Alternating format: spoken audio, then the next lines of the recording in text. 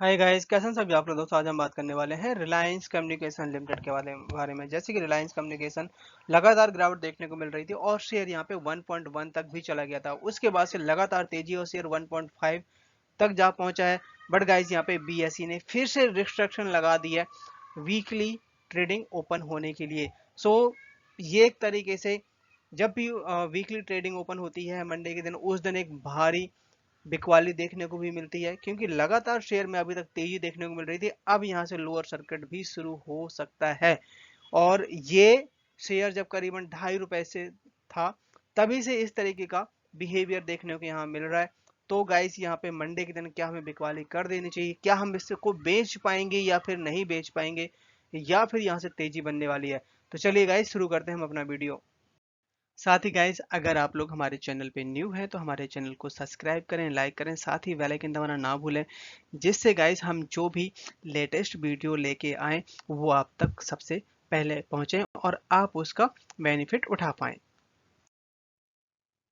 जब इसकी trading open हुई थी, यहाँ पे शेयर में वॉल्यूम काफी अच्छा देखने को मिला था। शेयर में अपर सर्किट लगा हुआ था और इसमें वॉल्यूम था करीबन 4,26,596 नंबर ऑफ शेयर ट्रेडिंग करते हुए देखे गए थे उस दिन।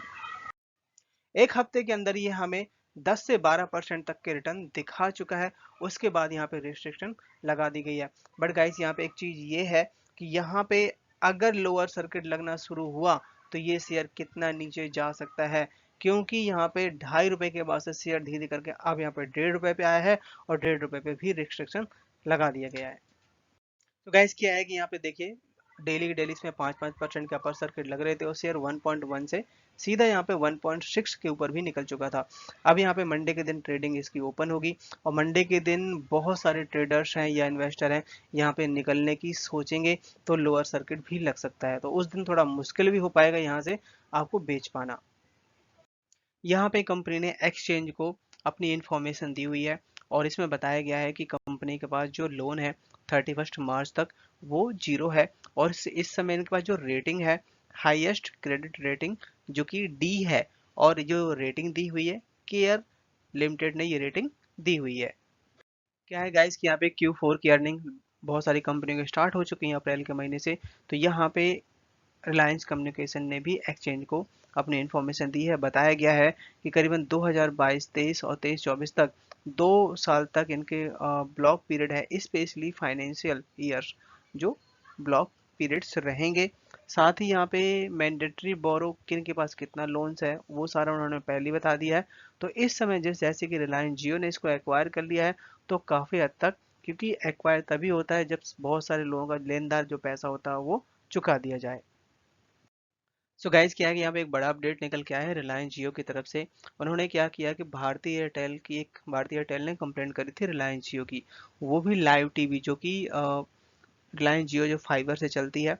और इन्होंने क्या कर रखे, काफ़ी कम दाम कर रखे हैं जिसमें भारतीय एयरटेल को दिक्कत है। तो ये कंप्लेंट की गई थी, तो इसमें रिलायंस जियो ने उसको नेग्लेक्ट मार दिया है। यस इंडिया कारोबार को तो आज के दिन यहाँ पे 100% की डिलीवरी उठाई गई है। यहाँ पे टेलीकॉम डिपार्टमेंट का मानना ये है कि हम कुछ इस तरीके से डेटा जनरेट करें जिससे यहाँ पे ग्रीन, मतलब इन्वायरमेंट को ज़्यादा कोई दिक्कत ना हो। जिस तरीके से यहाँ पे भारतीय एयरटेल ने अभी नेक्सा डिजिटल को यहाँ पे जनरेट किया है, जिससे काफ़ी ज़्यादा पावर का एनर्जी कंजम्पशन यहाँ पे कम है और साथ ही यहाँ पे बिल्कुल तरीके से सेफ माना जा रहा है। इसी तरीके का ये टेलीकॉम डिपार्टमेंट है जो मानता है कि सारे के सारे टेलीकॉम कंपनियों को ये इस तरीके का ही कुछ आइडिया सोचना चाहिए। 6G के ऊपर यहाँ पे गवर्नमेंट ने एक बड़ी डॉक्यूमेंट्री रिलीज कर दी है और जो रिलीज करी है यहाँ पे 22 मार्च 2023 को।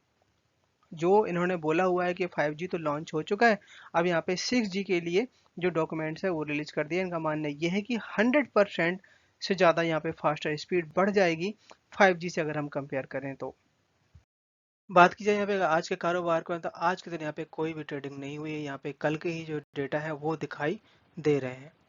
चार्ट पर नजर डाली जाए तो यहाँ पे आप देख सकते हैं 1.45 पे करीबन यहाँ पे अभी 30 से 35% तक का उछाल देखने को मिल चुका है। शेयर फिर से ऊपर की तरफ तेजी से भागता हुआ देखा जा रहा है और यहाँ पे बहुत सारे लोगों को बहुत ज़्यादा नुकसान हो चुका है अभी तक।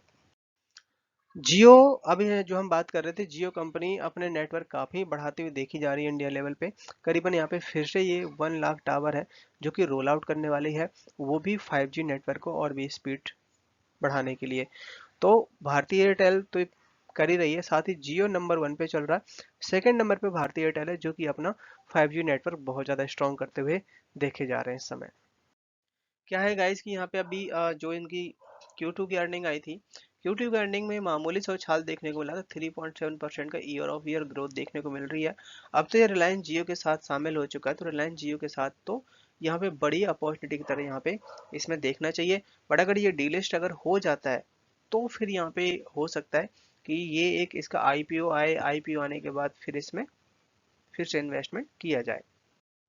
रिलायंस कम्युनिकेशन में लगातार यहाँ पे बड़ी से बड़ी जो इनके एसेट्स हैं उसको बेचने की जो बात चल रही थी, वो डेली यहाँ पे कुछ ना कुछ डील होती हुई देखी जा रही है। और अभी इनकी जो सेकंड यूनिट थी उसको भी बेचने की बात निकल के आई थी। इसके पहले यहाँ पे जो इनका हेड क्वार्टर था, हेड क्वार्टर जो मुंबई नेवी में, उसकी भी बेचने की बात हो रही है। यहाँ पे रिलायंस कम्युनिकेशन की जो सब्सिडी कंपनी है जैसे रिलायंस रियल्टी लिमिटेड, इसके बाद है कैंपेन प्रॉपर्टी लिमिटेड, जो कि यहाँ पे दोनों कंपनियों के सेल होने की बात की जा रही है। इसके अलावा यहाँ पे जो धीरू भाई Ambani knowledge city complex that house headquarter of, so guys जो इनका हेडक्वार्टर है इसको भी बेचने की बात हो रही है। अब जैसे ही यहाँ पे कोई अच्छी कंपनी इनको एक्वायर करने की न्यूज आएगी गाइस, फिर से इसमें बहुत अच्छी खासी यहाँ पे रैली बनती हुई देखी जाएगी। जैसे ही गाइस हम काफ़ी टाइम से बात कर रहे थे कि इस बार के बजट में टेलीकॉम स्टॉक के लिए काफ़ी अच्छा हो सकता है, तो यहाँ पे उसी का इम्पैक्ट देखने को मिला है कि यहाँ पे 100 5G लैब्स बनाई जाएंगी, जो कि यहाँ पे निर्मला सीतारमन जी ने ये अपने बजट में अनाउंसमेंट करी हुई है, और जिसकी वजह से यहाँ पे जितने भी टेलीकॉम स्टॉक से काफ़ी अच्छी तेजी देखने को मिली हुई है। जैसे ही यहाँ पे बजट में ये खबर निकल के आई, यहाँ पे जीटीएल इंफ्रा में सबसे ज़्यादा तेजी थी, सबसे ज़्यादा कम से कम 12% की यहाँ पे तेजी देखने को मिली हुई है। और इसके अलावा और भी जो कंपनी है जैसे एडीसी इंडिया और HFCL, इसके अलावा बहुत सारी कंपनियां हैं जिनमें 1 से 4% की तेजी देखने को मिली, बट यहाँ पे जीटीएल इंफ्रा में काफ़ी अच्छी तेजी देखने को मिली, क्योंकि जीटीएल इंफ्रा मैक्स में इनका काम टेलीकॉम सेक्टर में ही है, टावर सप्लाई करना है, तो इस वजह से काफ़ी अच्छी तेजी बनी यहाँ पे कुछ समय पहले केवल केवल यहाँ पे हेड क्वार्टर बेचने की ही बात निकल के आई थी, जो कि इनके एसेट्स हैं। बट अब यहाँ पे दो कंपनियां और भी हैं जिनकी बेचने की बात हो रही है, जो कि गाइस हमने आपको बताया है। तो ये क्योंकि यहाँ पे हेड क्वार्टर ही काफ़ी अच्छी तरीके से बना हुआ है रिलायंस कम्युनिकेशन का, अगर इससे काफ़ी अच्छा पैसा मिलने वाला है अनिल अंबानी के ग्रुप को। अभी यहाँ पे रिसेंटली एक क्रेडिटर्स की जो मीटिंग हुई थी, वो मीटिंग में ये बड़ा खुलासा निकल के आया है कि क्रेडिटर्स मतलब जिनके पास से पैसा लिया गया है, उनकी मीटिंग में अभी ये निकल के आया कि इनका जो हेड क्वार्टर है नवी मुंबई में, उसको बेचा जाएगा, और जिस जिसके पास जितना लोन है उसको यहाँ पे चुकाया जाएगा। सो गाइज अब बारी है कि यहाँ पे अगर डीलिस्ट होता है 2023 में तो कितने रुपए पे होगा, क्योंकि यहाँ पे करीबन 80% 80 से 90% के आसपास शेयर यहाँ पे रिटेल इन्वेस्टर के पास में है। बात की जाए वॉल्यूम के बारे में, तो आज के दिन यहाँ पे 47 लाख का वॉल्यूम देखने को मिला हुआ है। एक बार गाइस हम थोड़ा सा यहाँ पे बात कर लेते हैं कि FII की होल्डिंग और DIs की होल्डिंग में क्या अंतर निकल के आया है दिसंबर तक।